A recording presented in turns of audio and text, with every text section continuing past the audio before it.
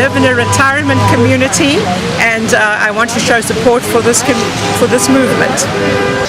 We're here because social inequity has just gotten to horrific levels, and working people are unable to get ahead, and students have horrific amounts of debt, and there's corruption in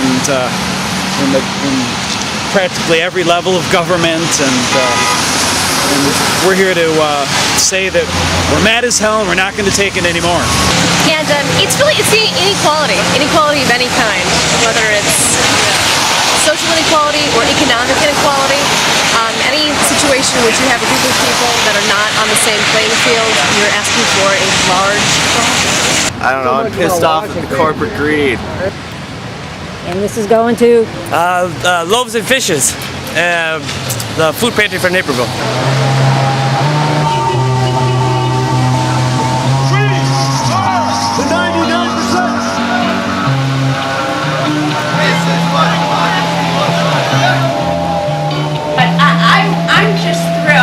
That there are so many new people here today, and I would like everybody to raise your hand if you're new. I know there's about 10 of you.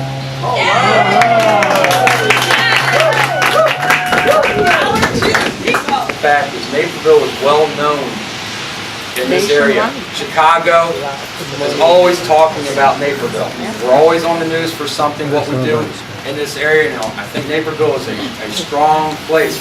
If we can show a gigantic presence in Naperville, I think people are going to take notice to us. We need to make everybody aware of the fact that one of the things we stand for is the food drive. This is pretty important, and we want you all to bring food every Saturday morning so we can take it over to Loaves and Fishes at Community Pantry. You know, we've been a lot of bad press, the mainstream media keep hounding about the bad elements in Occupy across the country, and that's what they're trying to break us down with. This is an opportunity to do something different, folks. The move to amend petition actually says that we want to amend the Constitution to say that corporations are not people. This is a nationwide effort, and they are signing petitions in other cities. Again, it's totally symbolic. But I think the really, really great thing about this is it is a great opportunity to educate people. I find I can't just go up to someone and start talking about our issues because they always give me a blank stare like I am crazy. If you have a petition to sign, you have a reason to educate. And you can explain to people why we're doing this and what it's about, and you can really spread the word that way. Getting the money out of politics should be one of our main goals. I'm John Bagley. I'm from Naperville. A couple of weeks ago on the website, somebody asked if there were deputy registrars available. I am a deputy registrar. I can register you today to vote. If you're not registered, you can't vote. I'm prepared right now to register any DuPage County resident. The Deficit Commission did not reach an agreement. As far as I'm concerned, that's a good thing. Kept them from doing more damage. That's true. But some people are concerned about the drop in funding for the Defense Department. Dropped in the funding for the Defense Department. I noticed that there is a drumbeat. There is a drumbeat for attacking Iran. For attacking Iran. And I think it's related. And I think it is related. We have a long history. We have a long history of continuous war. Continuous war. Eisenhower had warned us about the military-industrial complex. About the military-industrial complex. When we have so many weapons, we want to use them. We want to use them. And we find ways. And we find ways to use them. To use them. To to increase profits to increase profits for those who make the weapons. for those who make the weapons. Great speech. My name is Ariel Mary. I am from Outreach Committee for Occupy Chicago. And I would just like to let everyone know that we have an event coming up on December 5th. The purpose of this event is to sort of integrate all the occupations, kind of as we were speaking about earlier, to get Occupy DuPage, Occupy Naperville, Occupy Carbondale, Urbana-Champaign, everyone in the Illinois area to kind of come together and rally together and sort of share ideas and collaborate and bounce ideas off of each other, learn how we're doing things, in addition to setting up a line of communication so we can work together more collaboratively and share ideas a lot easier. The main kind of theme of this rally is the topic of education. We'll be talking about the business of education, the monstrosity that the educational system has turned into. December 5th is a Monday, and it'll be an all-day event. It'll be at the headquarters, which is Jackson and LaSalle. It's going to start probably around 7, and it'll just continue all day long. I was wondering if what everyone thinks about possibly Naperville has a lot of parades. They have the Veterans Day Parade, they have their St. Patty's Day Parade, and there's a lot of corporate and political presence within those parades. I was wondering if maybe we should consider having a presence in those as well. I was raised in Evanston, and the parades there always had, you know, community groups, and we could sort of tailor it for the particular parade it is. If it's a Veterans Day Parade, we could have signs for veteran rights and so forth. Everybody's in favor? Yes. Yeah. Okay. Good job. Our government has been taken over by corporate greed and by politicians on both sides of the aisle. Both sides of the aisle. This is not Democrats or Republicans. This is everybody in Washington. And we need to start fighting. And the way we fight is as an individual and then as a group. Our Constitution tells us if your government is not working properly, we need to take it back over and start again. What Chicago has done is taken an approach called the Chicago Spring, which basically entails that while during the coldness of winter, we'll be taking part in different community service, kind of building a backbone for infrastructure for people who've been ignored by the 1%, who have basically no place to go, and showing them that as 99%, we are here to help each other. So what we're doing is taking part all winter long in community service, and I highly encourage everybody here to do that as well. So that way you can build that communication going, and when it gets warmer in the spring, all getting together, having a huge rally, and bringing all those people that you've helped and you've touched throughout the winter out with you. Good point. Very good. Inside Job, it's a documentary that came out last year or the year before, and 2010. It deals mostly with what happened in 2008 with the financial crisis. It also talks about what happened in Iceland, and it shows you how it was comparable. Not only just to educate yourselves on watching the movie, it also gives us a time and a chance to sit down and further discuss as a group during, to sit down and talk about these things, these key issues, and we can all bounce ideas off each other.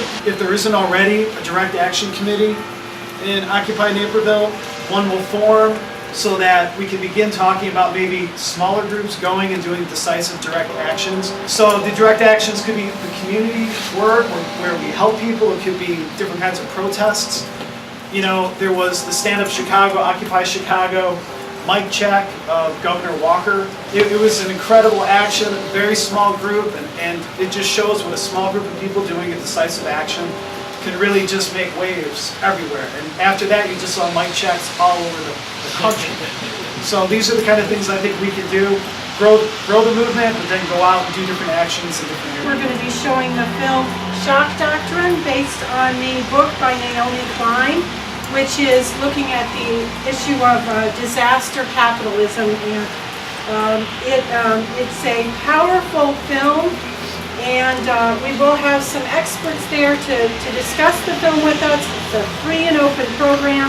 We'll also have some folks from Occupy Naperville and hopefully Chicago Political Action Group and/or people like Steve Masick from North Central College, who can talk about neoliberalism and how in essence the Milton Friedmans of the world have taken advantage of periods of crisis to further their desire for deregulation, privatization, and reduction and elimination of public programs. Move to amend is planning to occupy the courts on Friday, January 20th. And what we're going to do is occupy the Dirksen building all day long on Friday, January 20th. Now, the next day, Saturday, we occupy here, of course.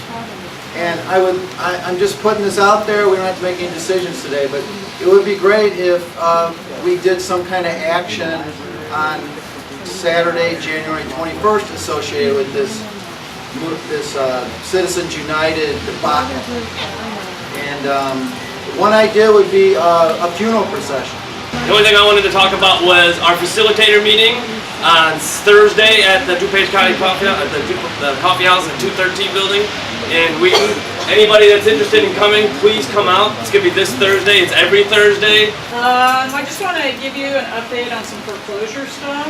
I had occasion to talk to the DuPage County Recorder's Office last week and asked so many pointy questions, they actually asked me if I was a reporter. But basically, back during the summer, there were 12 counties in Illinois that Attorney General Madigan asked to research their records looking for documents involving MERS Court, which are, anything there is probably fraudulent. There are many states that, with MERS, the Mortgage Electronic Registration System, that usurped our county recording job. They just said, oh, the corporations, all the banks got together and said, we don't want to go to the county recorder because that costs money. And this was a means of them hiding all the mortgages and passing them on to various entities. What I did learn is that the DuPage County Recorder really doesn't seem to care.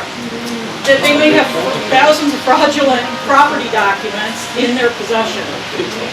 They don't look out for it. The only time they ever look at it is if the courts ask them to pull something in the lab. And we know that those documents are being used in foreclosure court here in DuPage County to take homes away from people. So the Supreme Court, I don't remember if I stated this a few weeks ago, created a foreclosure committee to study foreclosures in this state and how legislation might be used to help streamline that. And the committee is made up mostly of current and former judges who hear or have heard foreclosure cases. So there are cases all around the country. Judges are beginning to get it, but they think it's in the 4th inning. That's what they say, we're in the 4th inning. So it's up to us. And right now, the biggest thing that you can argue in a foreclosure is standing. It means if someone gave you the money, only that person can foreclose on you. What happened was, the banks didn't give you a dime, the investors of the mortgage-backed securities funded the loans. And they never transferred the loans. It's a big mess. It's a huge mess, and Fannie and Freddie were big parts of creating MERS Court. And the homeowners didn't stand a chance. Matt Taibbi of Rolling Stone wrote a great expose about it, and I'm going to contact him about Illinois. But I can highly recommend reading that article off of his blog post. So yeah, I'm appalled that Illinois' county recorders don't seem to care that they've lost millions of dollars. Therefore, there's a lot of problems in Illinois. Illinois is actually the 3rd in the top 3 of most corrupt states of banking in ridiculous numbers. So, high props for the work you're doing, because that's tough work.